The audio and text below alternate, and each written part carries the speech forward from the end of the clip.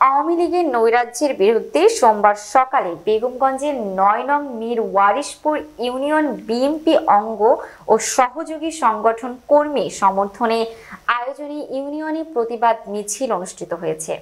এ সময় মিছিলে উপস্থিত ছিলেন মীর ওয়ারিশপুর ইউনিয়ন বিএনপি নেতা গাজী ওমর ফারুক, সাবেক ছাত্রনেতা সাহা নেওয়াজ শামীম, জেলা ছাত্রদলের সাবেক যুগ্ম সাধারণ সম্পাদক আব্দুল্লাহ আল মামুন ফরাজি, ইউনিয়ন পরিষদের প্যানেল চেয়ারম্যান আব্দুল বাতিল সহ বিএনপি অঙ্গ সহযোগী সংগঠনের নেতাকর্মীবৃন্দ।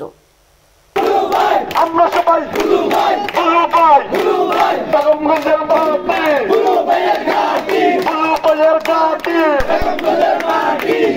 ছোট ভাইরা, আজকে আপনারা যারা এখানে উপস্থিত হয়েছেন, মূলত এই বিক্ষোভ এবং প্রতিবাদ কর্মসূচিটি ছিল আওয়ামী লীগের নৈরাজ্য এবং অরাজকতার বিরুদ্ধে একটি বিক্ষোভ কর্মসূচি।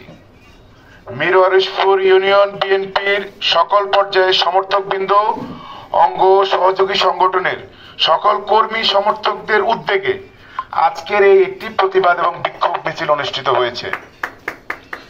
আমরা আজকের এই বিক্ষোভ মিছিল সুন্দরভাবে সমাপ্ত করায় আপনাদের সকলকে ধন্যবাদ জানাচ্ছি।